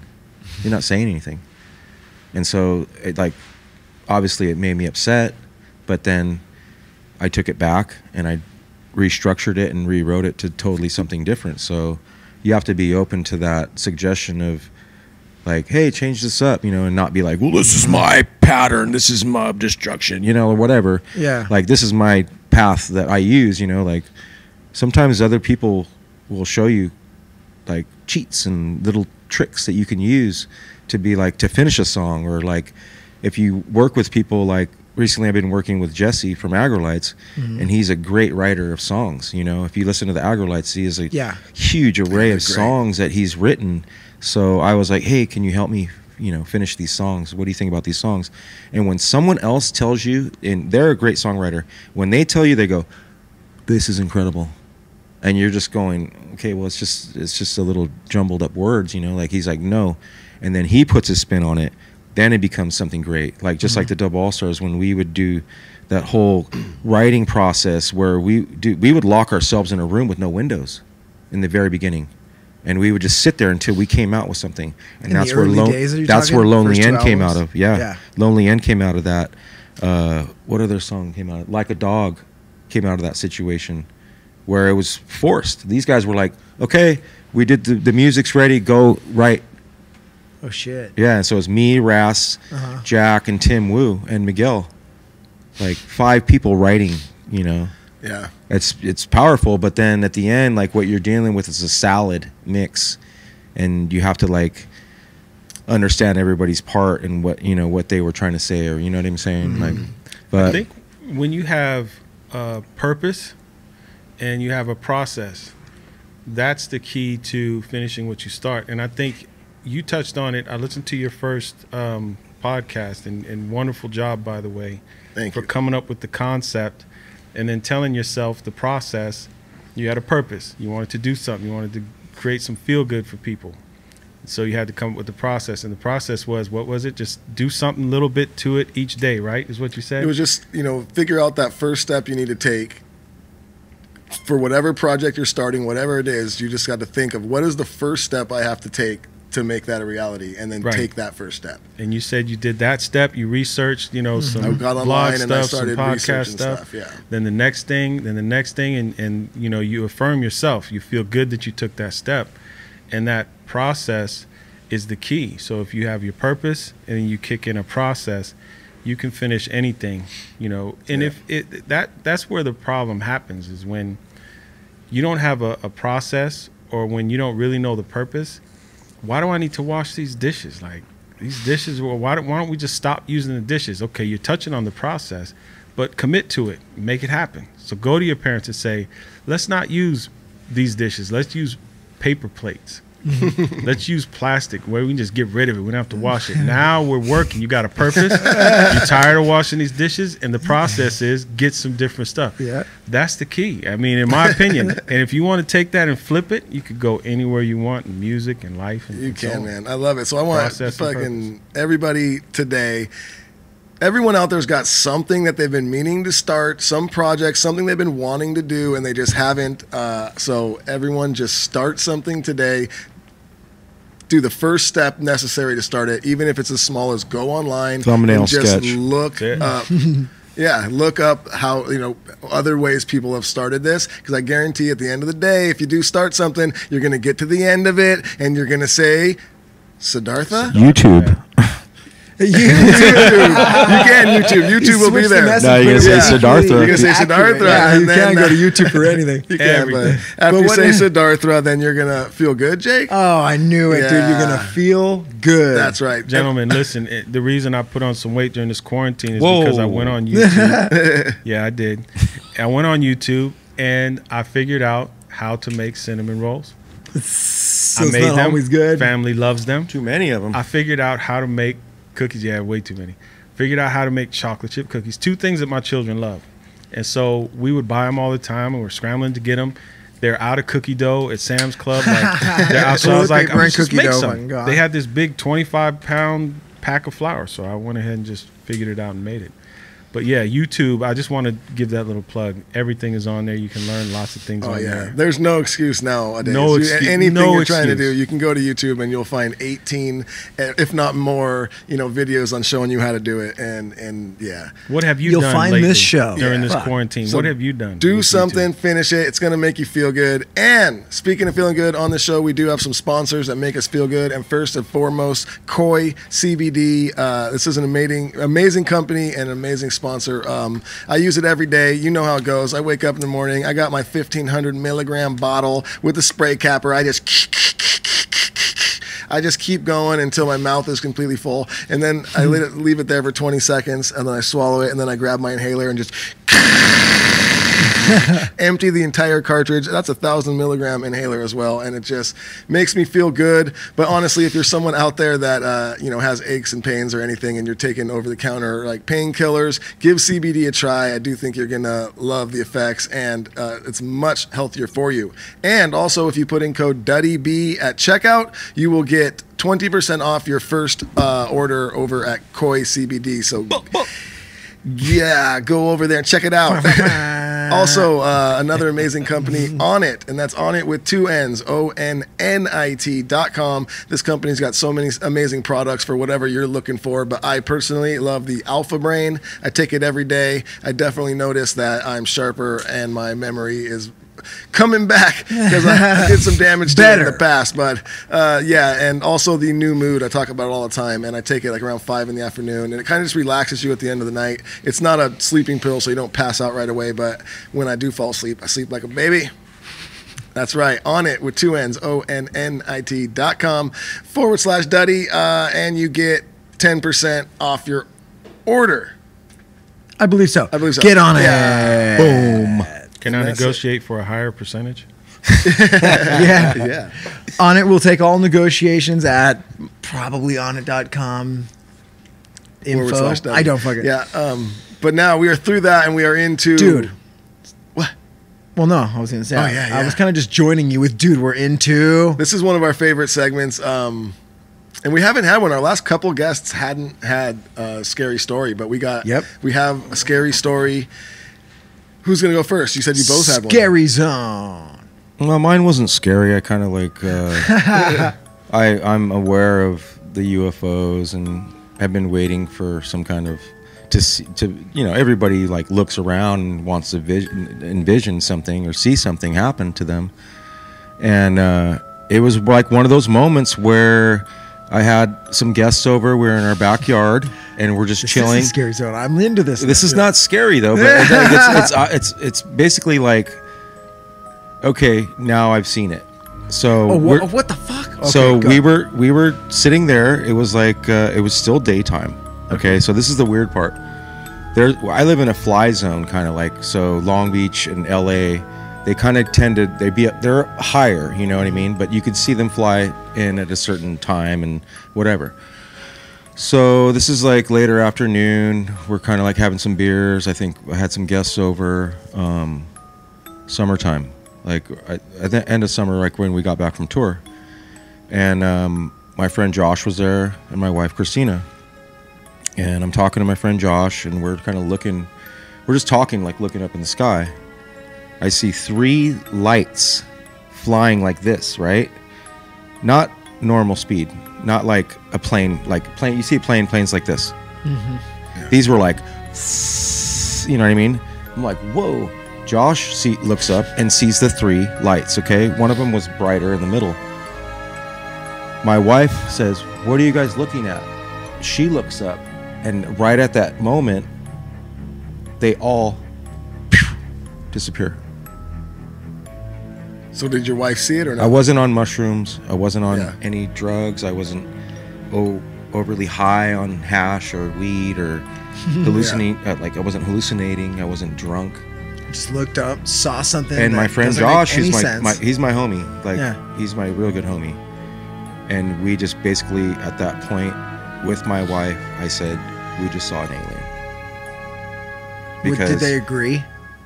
they had to. They're like, there's my nothing wife else. is Yeah, my they wife had to, doesn't yeah. really. She's like, she thinks I'm, crazy because I get all into these things. Yeah. I watch tons of things about what you should. Like I don't watch normal movies and stuff like that. I watch documentaries on things and I study things.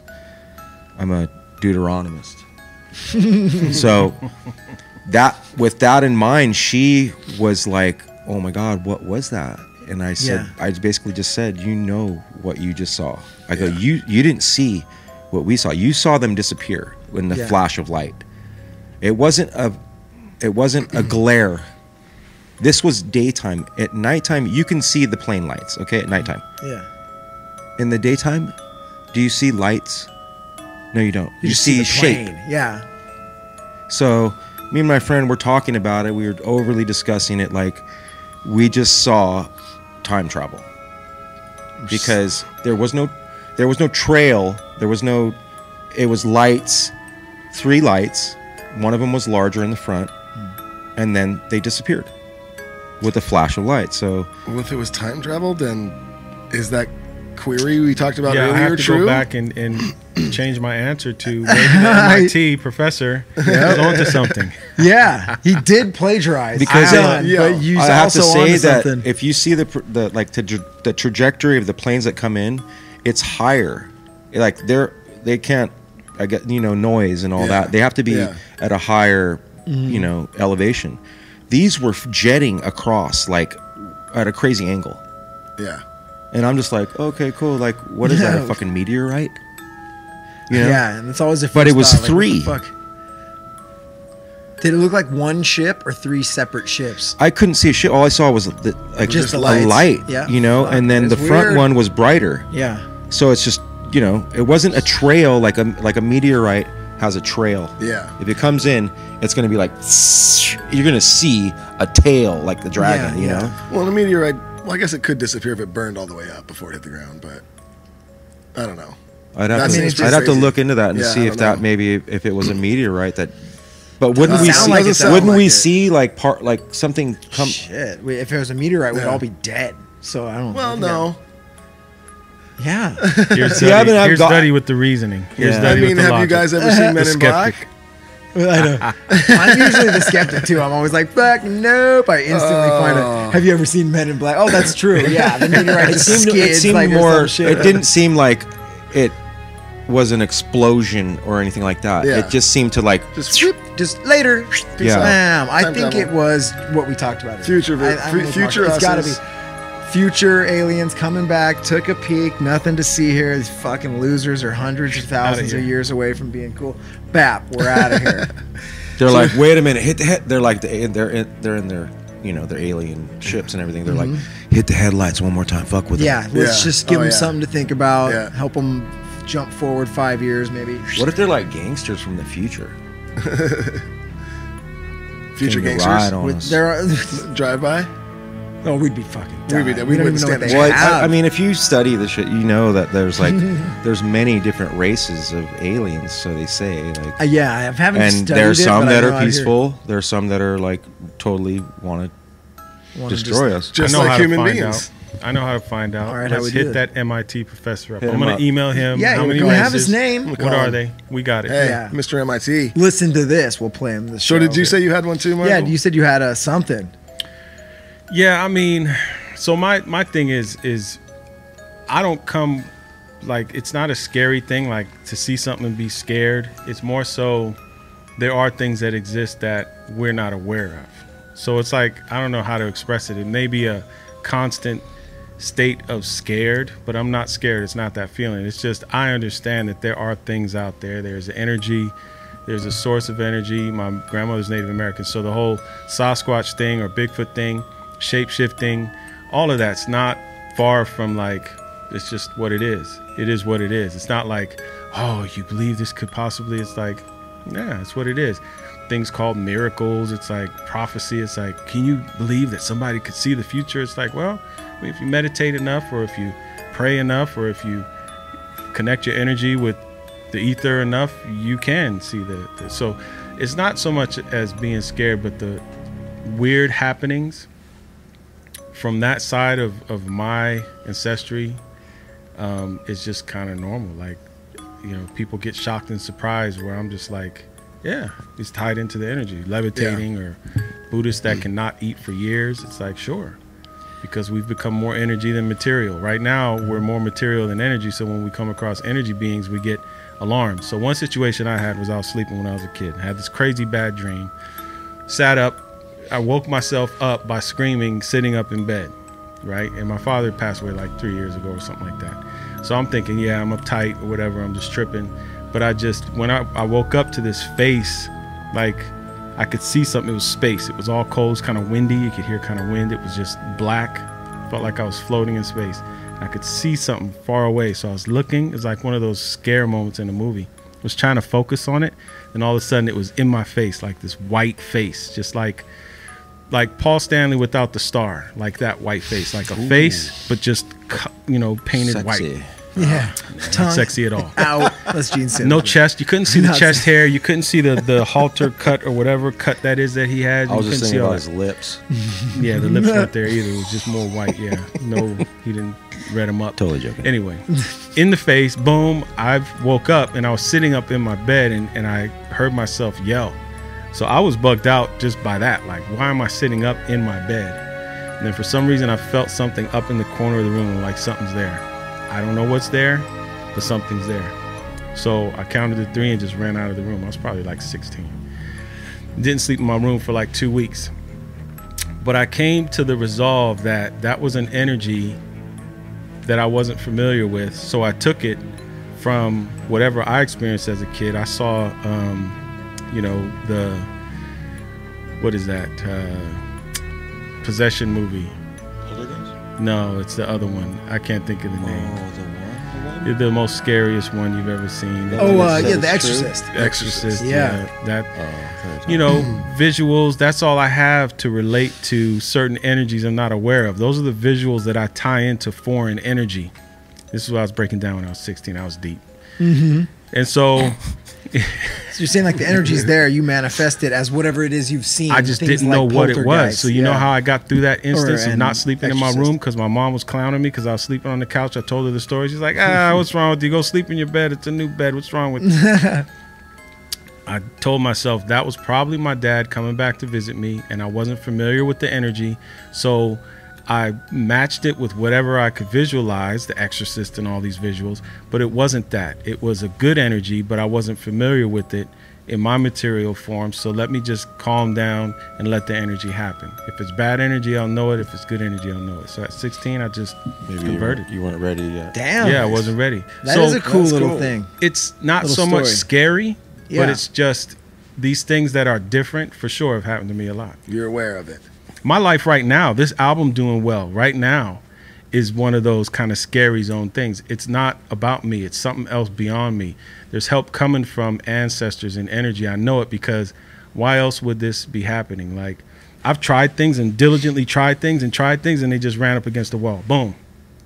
But then when I've just done things kind of like, all right, I'll do that, but I'm raising my kids, I'm doing this, I'm doing these things, and that I got to take care of that too, but I'm this and my focus is here. This thing blows up into this Sublime thing. April 29th, doing time, 40 Ounce to Freedom. That was just something I was just doing. I was going to school mostly then. I was in other bands at that time. Yep. Oh yeah, Sublime. Yeah, I did the scratches on that. I played some drums on there. Did some little things. But I see what you're saying though. You weren't doing it thinking, "Oh, this is it. This is what my whole focus is." You're like, "No, I go to school, and you know why? Because he was so driven at what he was doing. Nothing else mattered. It was all extra. I mean, it mattered. Yeah. Like he's like, "Oh, I'm gonna make some money here. Do this. These guys are good. My homies." Yep. But like he was like, Yep. Yeah, and that, I mean, knowing that I've been putting all this effort into things and things have just kind of fallen in front of me, sure, it's because of the effort I'm putting in. But the leaps that I've made from going from here to here, and my vision is, okay, I just want to get $5 down the line. 500,000 comes in. I'm like, wait a minute. Like, I didn't even have that in the plan. All I needed was 5. But something like that, so grandiose will come from a different angle. And it's not 500,000. It's something worth 500,000. Yeah. It's something that I need, but I just have to convert it a little bit to make it what it is. That's my guarantee. That still to this day, there's energy out there. There's stuff happening that I have no control of. And you just got to kind of let go. You got to kind of just let things happen. And there's magic everywhere. Nice. Well, we are That's actually super fucking positive. running out of storage here on this camera. So Damn, before we do, we I have just time. broke the Do you guys camera. have like one Bandcamp story combined scary. you guys? No, just Bandcamp. Oh yeah. I didn't Just mean one scary. story from Okay. your time as a band, or, Yeah. or traveling, or touring, or whatever that just stands out. That was just like cool or There's crazy so or many. With wild. the Long Beach Dub Allstars, there are so many. But I'll let Opie pick one and just I kind think of the fact that we would go on tour, and I mean, for me, I think I can speak for like me, Tim, Jack, Ras. We weren't like road people. We weren't like, we're basically like, bandits. You know what I mean? Like pirates, like that got, coerced into doing this. So we're just like kind of going along with the flow, and there was like, no coercion. There was, it was like They went I on didn't their own know will. sonically like how to sing on a microphone. You know what I mean? I didn't know any of that. Like they're just like, go, just do what you were doing earlier. You know what I mean? Stick to the plan. And after a while, you like stuff starts to gel. Kind of like you're kind of like me and Jack gelled a lot. So me and Jack would we were homies before that. So he kind of like schooled me on singing, and like he was always like, just stick to that, and I'll back you up. He'll harmonize with you. And then we had Tim too. So that was like kind of like it started to sound more like we were doing something right when we were singing and stuff like that. But in the beginning, it was just madness, bro. It was like, I mean, there's so many stories of like, you think Sublime was, their stories, like, our stories were like. I got a quick one. All right, I'll Yeah. bring it home. We were in You're like ours. North Carolina, and something happened God. to where a guy, two guys in their truck rammed our tour bus door and pulled back, and their truck stalled out because they couldn't start it up to get away, and someone got stabbed. Someone almost went to jail. We had to buy a new tour bus door. Luckily, it could close, couldn't lock, and there was stuff strewn all across the bus. There was like, it went down. Magistrates, like there's a lot that went into this whole Bandcamp it wasn't story. like a normal town. It was like down in the South, they have these things like a magistrate or whatever. So they had to wake up the judge at like 4 a.m. to get a verdict on, like they said Jack stabbed someone. Jack didn't stab nobody. The guy in the truck, the 2 guys in the truck stabbed himself or whatever. So small town, middle of nowhere, south of North Carolina. Just leave it there. Yeah, and then middle of nowhere. Altercation. Guys purposely rammed the side of your tour bus, breaking the door out. Fight ensues. Yeah, because of a reason, and then people went because outside of a reason, and knives came out, and they were in the truck. Yeah. Somebody got stabbed. It was and wild. They ended up. They tried to ram Bud. Bud was like on the front of the truck, and he floored it, and Bud jumped out of the way, and he hit the bus. Like hit the bus and like ruined the door. The door wouldn't. The whole rest of the tour, the door wouldn't really like shut. I would love to tell the details of this. I know you guys, but we'll paste in whatever we want. But the general details. Our are good bus driver had to go and basically tell them what happened. Yeah. This altercation was So all you because wake up these some guys were judge. trying to push drugs on us, and we weren't. We weren't down, and the situation happened where But is that the someone true snatched a bag of Okay, now we're getting to it. Yeah. drugs Here we out go. of the dude's pocket. Remember, I said something was and strewn then all they over the flew bus. all over the bus, and that's when the Okay. fight ensued. Yes. I mean, this bag was. I was like, what is that? Like, what is in that? It was a bag of Valiums. It was huge. I love how it's all like there's barely any details, and then all of a sudden, Opie just pour it out. Yeah. Look back. Yeah. They were Well, I mean, it was like and they were that was the situation, and I couldn't then believe it. It was a humongous bag. And then I they- came out like, what is they billion that? flew everywhere on the bus, and then when the Mounties or the hats, like this, came on, they're walking all over the just Valiums. stepping on them. they thought they were confetti, or I don't know. There were so many of them that they couldn't be. They couldn't believe that this could drugs. be There's a too many bag. of them. Like, No, there's somebody had a thing. There was Tylenol. We had a Oh, talk great. after that incident. We had to talk about who we're going to interact with and bring on our bus after that incident. Yeah. That was a time of everyone's going to sit and be quiet for a little while incident.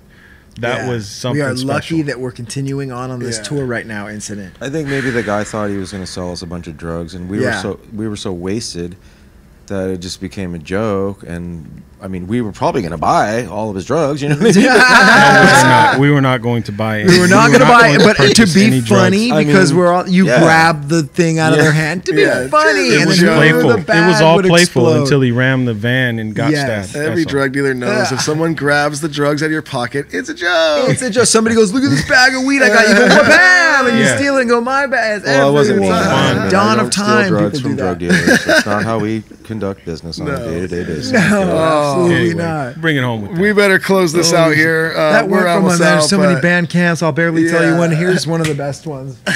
Thank you guys so much for coming. Long Beach Dub Allstars, new album. Get it now. Self-titled. Go check it out. Also, as always, go to cutlassbrand.com. Put in code DuddyB. You're going to get 20% off your order. Other than that, That's it, That's dude. it. Thank you guys. Wait, Thank you you want to guys. say anything on the way out? What's your Instagram? Oh, yeah, what the where hell? can people find you? Anything, All that man. good Go stuff. check out LBDAmusic.com, and you can get the album bundle on Suburban Noise Music or suburbannoise.com also. right on. We'll put those links too with this. Long Marshall, Beach Dub anything else? Allstars. Yeah. No, So- congratulations to you two on this nice platform, this nice podcast. You guys are doing a good thing. Thanks, man. Thank I you. appreciate It's that. great to have a channel to talk about music and share these stories, especially the Southern California scene that you guys are so integral in as well. And that's it. I just want to thank you guys for having us on. Thanks, man. Thanks for the Appreciate it. Great show. See you guys next time.